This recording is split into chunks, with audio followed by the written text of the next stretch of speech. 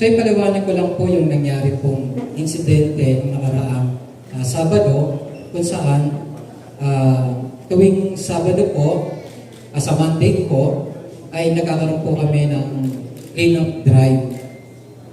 At dahil po may kautusan yung ating mahal na mayor ng Luzon ng Maynila na mag-conduct ng clearing operation, mag-conduct ng yung mga obstruction sa ating lugar, especially sa aming barangay. So isinabay na po namin sa clean-up drive yung pag-aalis po ng mga obstruction. So alas 8 po ng umaga, nagsimula po kami sa aming barangay. So nagbigay po muna ako ng briefing sa ating mga tauhan, sa kagawad, sa tanod, kasama yung XO, at yung kasama rin po namin, yung aming mga street sweeper. So lahat po kami ay in uniform. So naka-uniform po kami. No? So una po namin binaybay yung yung karsada po ng Mata. So kung familiar po kayo doon. So Mata. So lahat naman po ng aming presidente doon sa Mata ay immediately nag-comply. Yung iba po, parating pa lang po kami, yung kanilang pong obstruction, like yung mga tolda, yung lamesa, ay kanila na pong inaalis. So, smooth po yung aming nagawa doon sa Matay Street. And then, dumiretso po kami sa may Mayna. So, sa Mayna, ganun din po, lahat po ng obstruction, aming sinisita. At yung mga naka-obstruct ng mga gamit, like lamesa, tinatanong po namin yung may-ari kung aalisin nila o kami na lang ang mag-aalis. Yung iba naman, nakikiusap sa amin na, sige, kunin nyo na. Kaya doon sa aming clearing, meron po kaming dalang karipon. Yung postcard po. So lahat po yun, tinatanggal namin, pati po yung mga halaman na naka-obstruct doon sa daanan. So smooth po, napakaganda. Hanggang sa nakarating po kami sa Lacson Street, medyo malaking karsada, kung saan, pagdating din po namin doon, very cooperative, yung aming mga residente, yung mga tolda, yung kanilang mga harang, lamesa, maging yung kanilang pong gamit na motorsiklo, ay kanila pong ginigilid. So very cooperative ng aming residente along Lacson Street.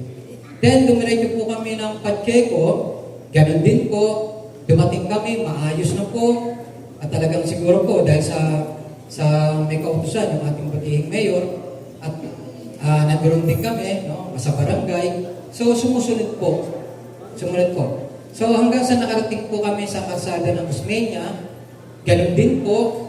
So, lahat, halos pagdating nga namin, medyo konti na lamang po yung aming nasisita.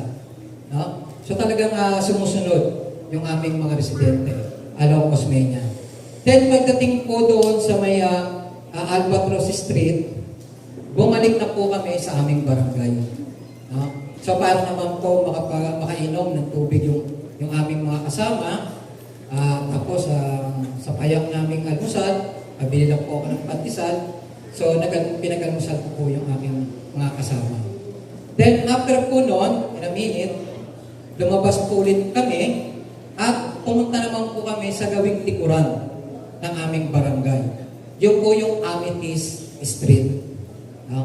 Doon po sa Amethyst Street, una pong dadaanan namin, makikita na padadaanan namin, yung Opal Street. So doon sa Opal Street, so lahat ng mga lona, pinagtatanggal namin. Kasi po, Mayor, yung aming pong barangay, mga eskinita, karsada, ay pinalagyan ko po kagad ng street light. Sa akin po, meron po kasi akong prevention to crime. Basta maliwanag ang lugar, mayroong prevention. So, pinagtatanggal ko po yung mga lona, yung mga tolda, pero, as I said, kinakausap po namin yung aming mga residente. At pinapaliwanag po sa kanila kung bakit. Then, nung matapos po kami sa Opal, balik po kami sa Amethyst Street, nagpatuloy po kami, hanggang sa nakarating po kami, doon sa tapat po ng bahay, babanggitin ko na lang po yung apelido ng mga Valdez. Sa aming lugar. So, alam ko kung sino man po dito yung mga nakakanood o alam ko, kilala yung pamilya Valdez. So, pagpasok pa pa lang namin doon sa tapat nila, meron kagad, I think, siguro pwede kong sabihin, may konting resistance, kagad yung tatay, yung Ben Valdez, na kinausap ko naman siya na, tay, aalisin na namin yung tolda ninyo. At ang sagot niya sa akin, bakit kami na lang lagi ang pinag-iinitan ninyo? Actually, kung mapupunta kayo doon sa iskinita ng Amethyst Street, yung pong tapat ng bahay nila, yung buong iskinita, nilagyan po nila ng lona. Talagang binubungan nila. As in, yung lona, yung iskinita, kasi nga, nandoon yung kanilang mga piso wifi na nasa labas din po. Ako po, meron po akong business. May negosyo po ako. Pagdating po sa mga nagninegosyo namin mga residente, malambot po yung aking puso. Pagdating po. Kaya lang, sabi ko nga, meron tayong sinusunod pa rin. Na patakaran. Kaya kailangan din po tayong sumunod. So, ganun po, yung pag-usap namin ng tatay, yung Ben Ramos, na bakit lagi nyo na lang kami pinag-iinitan? Tapos tinanggal niya yung street light namin dito. Ang paliwanag ko sa kanya, tay, yung pong street light dito ay nagdiyag. Doon po sa tapat ninyo, nagdiyag po. Nasunog po yung wire. Kaya pinatanggal ko po. At hindi ko na po alam kung bakit po nagdiyag yung street light, yung wiring po. Ang style po ng aming street light sa mga iskinita, 2 linya po ng wire parallel, and then bawat may saklog yung ilaw. So nagdiyag po yun, yung wiring na po na yun. Kaya pinatanggal ko po. Kaya pinaliwanag ko naman po sa kanya. At nandurong po yung misis ni Ben, at nandurong po yung anak niya na si Hazel, yung nag-upload po ng video. At yung mismong Hazel po na yon, ang nagsabi na, sige, tanggalin nyo na yan, tanggalin nyo na. Ganun po. Kaya, ako po, tinutusan ko na po yung aking mga kasama, yung aking mga tanod, may dala rin po kaming hagdan, pinatanggal ko na po. So, wala naman pong resistance na nangyari doon, wala naman pong kaguluhan, kaya ako po, ay nagpatuloy doon sa Amethyst Street. Kinausap ko na po yung mga residente namin na mga susunod na merong obstruction. Katulad po nung natapat ako sa bahay ni Pagito, meron siyang isang lamesa, kinausap ko, sabi ko, anong gagawin natin dito sa lamesa mo? Naka-obstruct. Sabi niya sa akin, Chairman, kunin nyo na lang po, hindi ko na gagamitin yan. Okay, sige. Maya-maya po, medyo malayo na po ako ng konti doon sa mga Valdez, sa bahay. Tinawag po ako ng isang kagawad. I think si Kagawad Bayan. Kasi hindi ko naman nakita yung pagtawag niya sa akin.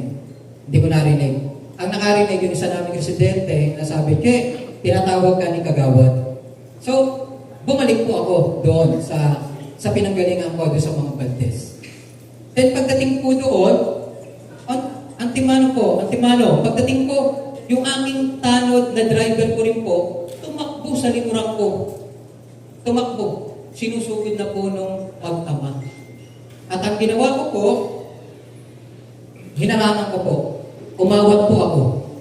At ang naitula ko po ay yung isa kong tanod na may hawak ng hagdan. Naitula ko po yun papunta doon kay Alvin. So para maintindihan nyo lang po, no?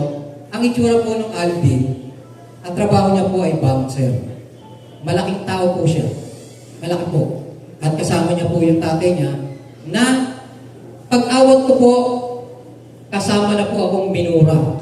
At hinablot po ako nung Alvin. At hindi ko po napansin, nung nasa presinto po ako, na kalmot niya po ako. No? Doon sa paghahawak ko, pagtulak ko doon sa aking tanod. Para itulak yung talent ko papunta sa kanila. Hinablot niya po ako at ang sinasabi niya, PT, lagi na lang kami ang pinag-iinitan ninyo. Lagi na lang. Tapos diretso siya, sinusugod niya, ako na, hindi na yung talent ko na nasa likuran ko. So ito po yung buong kwento, no? Para po sa kalaman po ng lahat. Ang ginawa ko po at that time, dahil po ang pagitan namin ay isang layo lamang po,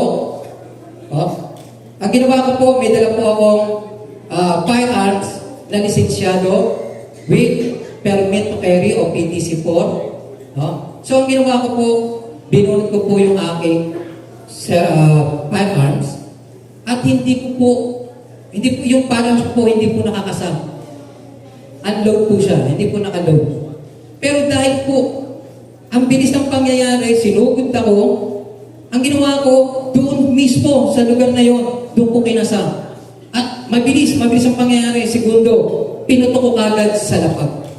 Para, ang nasa isip ko po noon, Mayor Ray, umatras sila, mag-ama. Pero sa isang putok, hindi po. Hindi ko alam kung ano nasa isip nila na, hindi kami tutuluyan ito. Kaya, mabilis po, isang putok, then, sugod, putok ulit ako ng isa sa lapag, puro lapag. Wala po akong tinutukan, wala po. Puro lapag. Nakatatlong putok po ako, puro lapag.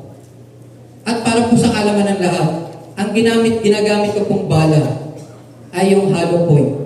Alam niyo po, isa sa karakteristik ng hollow point, yung pag tumama sa isang matigas na bagay, hindi po ito basta-basta tumatalsik. Kumakapit po ito. So, isa po yan sa karakteristik. So, doon lang po ako. At pagkatapos po ng 3 putok na yon, patuloy po yung kanilang pagsugod. At meron po akong isang residente, Mayor, babae po. Hindi ko maano yung mukha niya. Sobrang nervous niya na hindi ko alam kung umiiyak. Chairman, natak ako sa damit. Chairman, di tayo. Kukuyugin ka ng mga yan. Kukuyugin ka, hinatak po ako. Hanggang sa makarating po kami sa iskinita ng 4th Street. And then, hinatak nila ako sa Rodriguez Street hanggang sa makarating kami ng barangay. At pagdating po doon sa barangay, ginawa ng sekretary ko, binigyan agad ako ng tubig na malamig. Pinainom ako. At ang instruction ko sa aking sekretary, tumawag kaagad ng pulis. Dahil alam ko na po yung susunod na mangyayari. So, muli po, ako yung nagpapasalamat sa ating butihing Mayor, Isko Moreno, at sa ating vice na nabigyan po ako ng pagkakataong magpaliwanag sa inyo. Although, ang pangyayaring ito ay nasa korte na po. So, muli po, maraming salamat po sa inyo. At hindi ko po intended na manakit ng tao kailanman po. Wala po ako sa ganung posisyon. Thank you, Maraming Chairman. salamat. I hope you're happy to explain your side so that later on, kung ano yung mga kontra-akusasyon, di ba? I hope magkabati-bati kayong magkakabarangay at pagka humupa ng tubig, lilinaw na rin.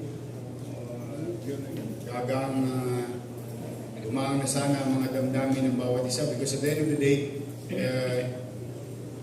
kailangan natin maglinis ng Manila. Kailangan natin mag-ayos. Kung tayo ay gusto natin na maliwalas, city, barangay, at community, kailangan makiisa. Mas maganda talaga pagka may kusa. But that's why you were called here because so many questions thrown to me. At least ikaw na mismo na sumagot. O ngayon, kung meron kayong gustong katanungan, handa ka bang sumagot sa mga ayaw na pipilitin. Correct. Basta importante kung feeling mo na ikay na pagkakaitan ng kapaliwanagan dahil sa mga kwentong kung sino-sino, this is the time. Welcome to Bulwagan ng Maynila. Ito ang Bulwagan. Pat. Yung usaping tuli. Tuli. Okay, Chairman. Pila ka na sa gate. Ay, nga ka muna, Chairman. Medyo may